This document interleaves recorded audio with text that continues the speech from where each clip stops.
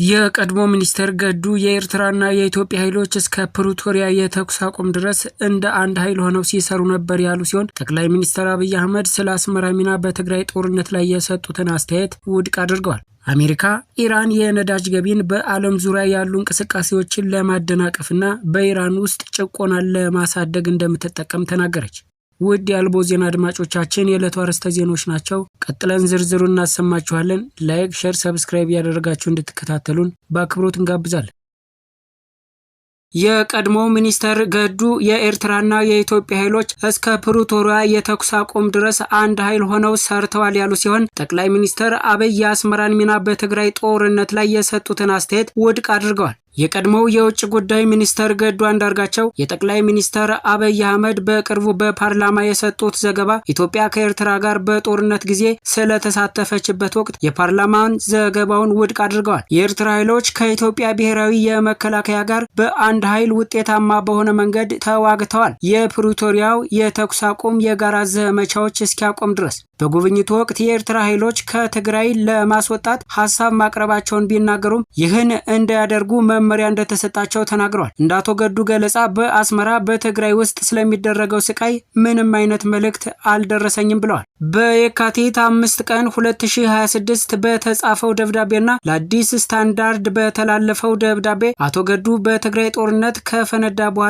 በኤርትራ የጠቅላይ ሚኒስትር መልእክተኛ ሆነው አገልግለዋል የሚለውን ጥያቄ ውድቅ አድርገዋል። አቶ ገዱ ይህንን አባባል የተሳሳተ አድርገው ገልጸውታል። ይህም በግጭቱ ወቅት የኢትዮጵያና የኤርትራ ወታደራዊ ቅንጅት ባህሪን ያዛባል ብለዋል። እንደ አቶ ገዱ ገለጻ ከትግራይ ጦርነት መጀመሪያ ጀምሮ እስከ ፕሪቶሪያ ስምምነት ውል ድረስ የኤርትራ ወታደሮች ከኢኤንዲኤፍ ክፍሎች ጋር በተከታታይ ይዋጉ ነበር። ይህም የትግራይ ወታደሮች ወደ አማራ ክልል በገቡበት ወቅት የኤርትራ ወታደሮች እስከ ደብረ ታቦር አካባቢ ድረስ ሲንቀሳቀሱ ነበር። የጋራ ወታደራዊ እንቅስቃሴዎች የተቋረጡት የተኩስ አቁም ስምምነት ከታወጀ በኋላ ብቻ እንደነበርም ተናግረዋል። አቶ ገዱ አክለውም የኢትዮጵያና የኤርትራ ኃይሎች በጦር ሜዳ ላይ በጋራ ሲሰሩ የትግራይ ወታደሮች ከአማራ መውጣታቸውን ተከትሎ በጦርነቱ መረጋጋት ምክንያት ልዩነቶች ታይተዋል ብለዋል። የኢትዮጵያ አዛዦች ከፍተኛ ማዕረግ ሲሰጣቸው፣ ነገር ግን የኤርትራ አዛዦች አልተካተቱም ነበር ሲሉም ጨምረው ገልጸዋል። የቀድሞው ሚኒስትር መጀመሪያ ላይ ስለ ኢትዮጵያና ኤርትራ ግንኙነት በይፋ አስተያየት ከመስጠት ተቆጥቧል።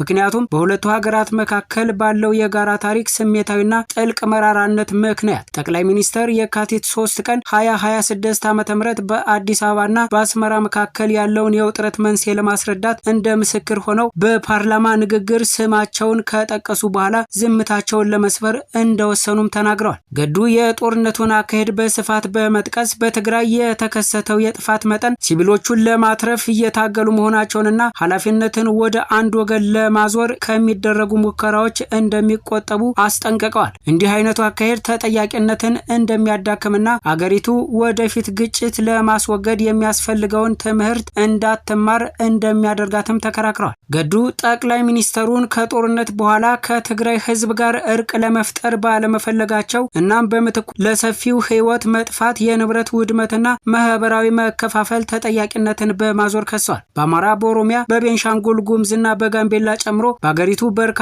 ክፍሎች የተከሰተውን ቀጣይነት ያለው የጸጥታ ችግር፣ ደካማ አስተዳደርና በዘላቂ ቀውስ ላይ መታመንን ከገለጹት ጋር አያይዘዋል። የአቶ ገዱ ማስተባበያ ማዕከላዊው የጠቅላይ ሚኒስትሩ ጦርነት ከተጀመረ በኋላ ገዱ የውጭ ጉዳይ ሚኒስትር ሆነው እያገለገሉ እንደነበርና በሲቪሎች ላይ ቁጥጥር እንዲያደርግ የሚጠይቅ መልእክት ይዘው ወደ ኤርትራ እንደተላኩ መግለጻቸው ነበር። አቶ ገዱ ጦርነቱ ከተከሰተ በኋላ ባሉት ቀናት ውስጥ ከስልጣናቸው እንደለቀቁና በቃላት እውነታውን የሚቃረን ዘገባ ለመደገፍ እንደ ምስክር ሆኖ ሊያገለግል እንደማይችል ተናግረዋል። አቶ ገዱ በጥር 2021 መጀመሪያ ላይ በጠቅላይ ሚኒስትሩ መመሪያ መሰረት ወደ ኤርትራ እንደተጓዙ አረጋግጠዋል። ነገር ግን ልዑኩ ፕሬዝዳንት ኢሳያስ አፈወርቂ በትግራይ ህዝባዊ ነጻነት ግንባር ላይ ባደረጉት የጋራ ወታደራዊ ዘመቻ እንኳን ደስ አላችሁ ለማለት ኤርትራ ለኢንፍራንስ ዴሞክራቲክ ሪፐብሊክ ኮንደንስ የሰሜን እዝ ላደረገችው ድጋፍ ምስጋናቸውን በማቅረብና ለዓለም አቀፍ የሰብአዊ መብት ጥሰቶች ለሚቀርቡ ውንጀላዎች ምላሾቹን በማስተባበር ተግባር ላይ ያተኮረ መሆኑን ተናግረዋል። ጠቅላይ ሚኒስትር አብይ ለህዝብ ተወካዮች ምክር ቤት እንደተናገሩት በኢትዮጵያና በኤርትራ መካከል ያለው ግንኙነት መበላሸት የጀመረው በትግራይ ክልል ለ2 ዓመታት በተካሄደው አውዳሚ ጦርነት የመጀመሪያ ደረጃዎች ላይ ሲሆን በኤርትራ ኃይሎች የተፈጸመው ግፍ እንጂ ኢትዮጵያ ወደ ቀይ ባህር ለመግባት በቅርቡ የወሰነችውን ግፊት እንዳልሆነ ጠቅሰዋል። እንደ ዶክተር አብይ ገለጻ የመጀመሪያው ከባድ ግጭት የተከሰተው በጦርነቱ መጀመሪያ ላይ የፌዴራል ኃይሎች ሽሬን ከያዙ በኋላ ነው። በጦርነቱ የመጀመሪያ ዙር ሽሬን ካጸዳን በኋላ የኤርትራ ጦር ከኋላችን ተከትሎን ወደ ከተማው ገባና የግል ቤቶችንና ህንፃዎችን ማፍረስ ጀመረ። ግጭቱ የጀመረው በዚያን ጊዜ ነበር፣ ምንም እንኳን በወቅቱ ስለሱ ባንናገርም ብለዋል። ጠቅላይ ሚኒስትሩ ንግግራቸውን የፖሊሲ ለውጥ ሳይሆን የታሪክ መዝገብ አድርገው በሰላማዊ መንገዶች ጥቃትን ለማስቆም በተደጋጋሚ እንደሞከሩም ተናግረዋል። ወጣቶቹ በአክሱም ሲገደሉና አድዋና አዲግራት ሲዘረፉ ብዙ መልእክተኞችን ወደ ኤርትራ ልኬያለሁ ብለዋል። የቀድሞው የውጭ ጉዳይ ሚኒስትር ገዱ አንዳርጋቸው ከአንድ ጊዜ በላይ ተልከዋል ሲሉ ግልጽ መልእክት በማቅረብ የትግራይን ህዝብ አታሸብሩ፣ ሀብታቸውንም አትዝረፉ፣ ውጊያው ከህወሓት ጋር ነው፣ ከትግራይ ህዝብ ጋር አይደለም የሚሉ መልእክቶችም ተልከው ነበር ብለዋል። እነዚህ ጥረቶች ሲከሽፉ አብይ በወቅቱ ምክትል ጠቅላይ ሚኒስትር ደመቀ መኮንንን እንደላኩም ተናግረዋል። ነገር ግን ዶክተር አብይ አሁንም በህይወት አሉ፣ ሊገኙ ይችላሉና ለምን እንደተላኩ እውነቱን መናገር ይችላሉ ሲሉ አጥብቀው ተናግረዋል።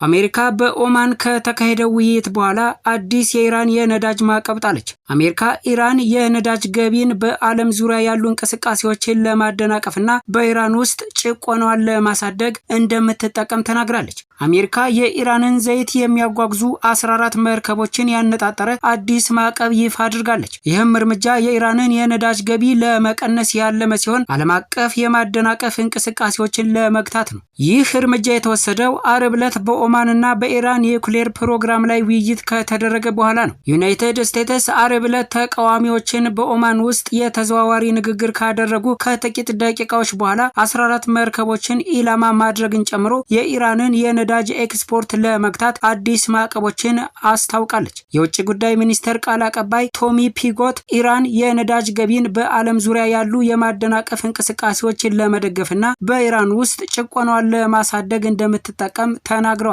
ፕሬዚዳንት ዶናልድ ትራምፕ የኢራንን መንግስት ህገወጥ የነዳጅና የፔትሮኬሚካል ኤክስፖርት በአስተዳደሩ ከፍተኛ ጫና ዘመቻ ከማዳከም ቁርጠኛ ናቸው ሲሉ ፒጎት በሰጡት መግለጫ ተናግረዋል። የውጭ ጉዳይ ሚኒስቴር ከቱርክ፣ ከህንድና ከተባበሩት አረብ ኤሚሬትስ የተላኩ መርከቦችን ጨምሮ ከ14 መርከቦች ጋር የሚደረግ ማንኛውም ግብይት እገዳ እንደሚያስይዝ ተናግረዋል። በ15 አካላትና በሁለት ሰዎች ላይ ማዕቀፍ መጣሉንም አስታውቀዋል። የትራምፕ የመጀመሪያ አስተዳደር ጀምሮ ዩናይትድ ስቴትስ ሌሎች ሀገራት የኢራን ነዳጅ መግዛት እንዲያቆሙ ለማስገደድ ማዕቀብ ጥላለች። የኢራን የውጭ ጉዳይ ሚኒስተር አርብ ዕለት በኦማን በተዘዋዋሪ ከአገራቸው የኒውክሌር ፕሮግራም ጋር በተዘዋዋሪ ተገናኝተው አዎንታዊ ድባብ እንዳለ ተናግረዋል። ውይይቱ የመጣው የኢራን የሃይማኖት መንግስት ከ1979 የእስልምና አብዮት ወዲህ ከተነሱት ትላልቅ ተቃውሞች መካከል አንዳንዶቹ በኃይል ካፈነገጡ በኋላ ነው። ትራምፕ በኢራን ላይ የኃይል አጠቃቀምን አስፈራርተው የአሜሪካን ወታደራዊ ኃይል በኢራን የባህር ዳርቻ አቅራቢያ አሳድረዋል።